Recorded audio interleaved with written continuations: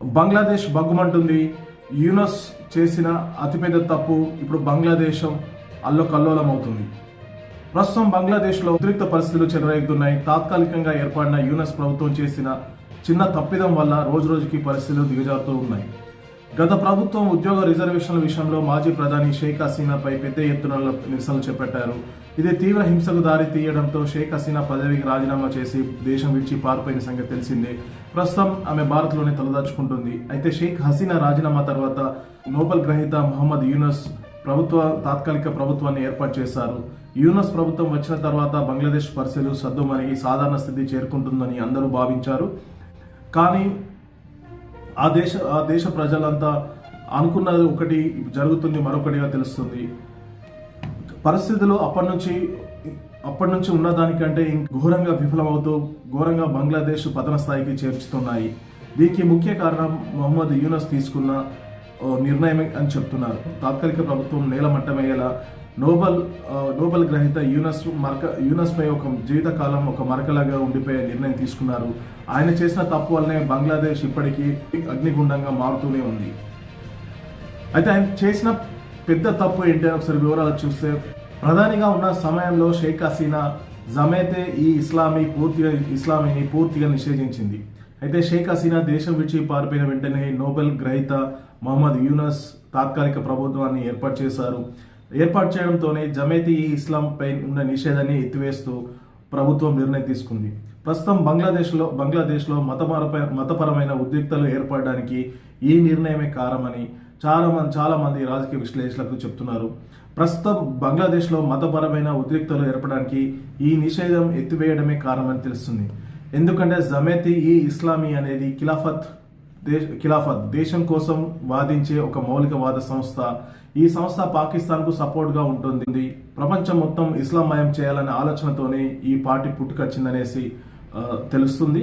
ఈ సంస్థ పాకిస్తాన్కు సపోర్ట్గా ఉండడం, హిందువులపై ద్వేషాన్ని, భారతదేశానికి వ్యతిరేకంగా పనిచేయడం, దానివల్ల బంగ్లాదేశ్లోని మైనార్టీలైన హిందువులు, క్రిస్టియన్లపై భౌతిక దాడులకు దిగడం ఈ మధ్య కాలంలో సర్వసాధారణమైపోయింది.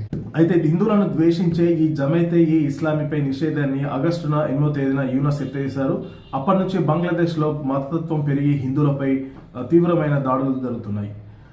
మాజీ ప్రధాని షేక్ హసీనా ఆగస్టు 1న జమైతే ఏ ఇస్లామీ దాని విద్యార్థి విభాగం ఇస్లామీ ఛత్ర శిబిర్పై నిషేధం విధించారు.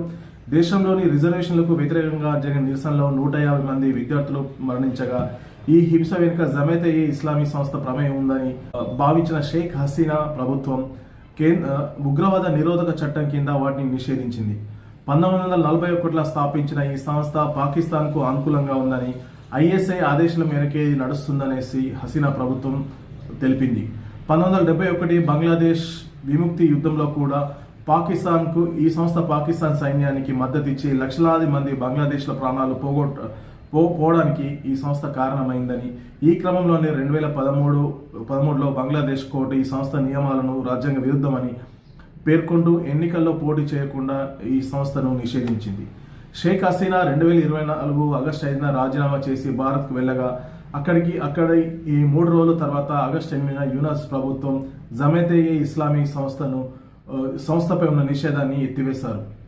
అయితే జమైతే సంస్థ ఎలాంటి ఉగ్ర కార్యకలాపాలు చేయలేదని, షేక్ హసీనా ప్రభుత్వం చేసిన ఆరోపణలు అబద్ధమని యూనస్ ప్రభుత్వం పేర్కొంది. జమైతే ఈ ఇస్లామీ ఉగ్రవాద కార్యకలాపాల్లో పాల్గొన్నదని, ప్రజాస్వామ్య ప్రక్రియలో పాల్గొనే హక్కు దానికి ఉందని ప్రభుత్వం తరపున యూనస్ వాదించారు. అయితే నిజానికి జమైతే అనేది ఒక రాడికల్ ఇస్లామిక్ సంస్థ. ఇది బంగ్లాదేశ్ను షరియా చట్టం కింద దేశంగా మార్చాలని ప్రయత్నిస్తుంది. దీని విద్యార్థి సమూహం శిబిర్ కూడా చాలా హింసాత్మకంగా ఉంటుంది. ఇది హింసాత్మక ఘటనలకు పాల్పడుతూ ఉంటుంది. ఇది శత్రువులను చంపడంతో పాటు మత ఘర్షణలను ప్రేరేపిస్తుంది. అలాగే తప్పుడు వార్తలను ఎక్కువగా వ్యాప్తి చేస్తుంది. ముఖ్యంగా ఈ సంస్థ హిందువులను ద్వేషిస్తుంది. దీని దేవాలయాలను ధ్వంసం చేయడంతో పాటు 1500 కంటే ఎక్కువ హిందూ ఇండ్లు, దుకాణాలు తగలబెట్టినట్టు 2013 యుద్ధ నేర తీర్పు తెలిపింది. మహమ్మద్ యూనస్ నిషేధం ఎత్తివేసిన తర్వాత ఢాకాలో పెద్ద ఎత్తున ర్యాలీలు నిర్వహించి తీవ్రవాదాన్ని వ్యాప్తి చేశారు. యూనస్ ప్రభుత్వం వచ్చిన తర్వాత దేశంలో తీవ్రవాద గ్రూపులు బలంగా మారాయి. ఇవి ఆ దేశ ఆర్థిక వ్యవస్థ అంతర్గత భద్రత, ప్రజా ఐక్యతను పూర్తిగా దెబ్బతీస్తాయి. ఈ నిషేధం వల్ల హిందువులు ఎక్కువగా నష్టపోయారు. హిందువులనే టార్గెట్ చేసి హిందువుల యొక్క ఇళ్ళు, దుకాణాలు, వ్యాపార సంస్థలు, కార్యాలయాలపైన దాడులు దిగారు. రాజకీయాల పేరుతో మతపరమైన దాడులు చేశారు. వీటితో పాటు దీపుదాస్ చంద్ర హత్యకు జమైతేయే ఇస్లామీ సంస్థ కారణమని స్పష్టంగా తెలుస్తుంది. నిజానికి యూనస్ ప్రభుత్వం అధికారంలో వచ్చినప్పటి నుంచి బంగ్లాదేశ్లో హిందువులపై దాడులు విపరీతంగా పెరిగాయి. దీని వెనుక జమాత్ హస్తం ఉందని ఎక్కువగా వినిపిస్తుంది.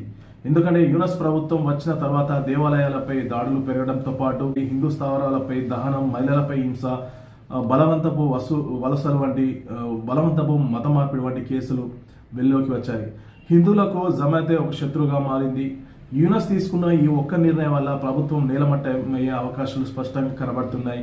అంతేకాకుండా బంగ్లాదేశ్లో ఆర్థిక, అంతర్గత భద్రత, ప్రజాస్వామ్యం పూర్తిగా నాశనమైందని చెప్పుకోవచ్చు.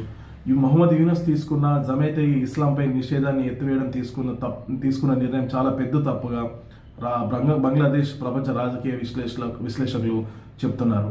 దీంతో తీవ్రవాదులకు అతివాద గ్రూపులకు బంగ్లాదేశ్ని అప్పగించడమైందని, వీరినైతే ఈ ఇస్లాం గ్రూప్పై నిషేధం ఎత్తివేయడంతోనే ముఖ్యంగా మైనార్టీలోని హిందువుల ఇండ్లు, వ్యాపారాలు, కార్యాలయాలు, మహిళలపై, అలాగే హిందూ మత మార్పిడి ఇవి బాగా జరుగుతున్నాయనేసి, యూనస్ ప్రభుత్వం వచ్చాక ఇంకా ఇవి ఎక్కువ అయ్యాయి అనేసి కూడా అధికంగా హిందువులు రోజు బతకడం గగనమైపోతున్న తరుణంలో వాళ్ళు స్థానిక మీడియా ద్వారా, సోషల్ మీడియా ద్వారా ప్రపంచానికి తెలియజేస్తున్నారు.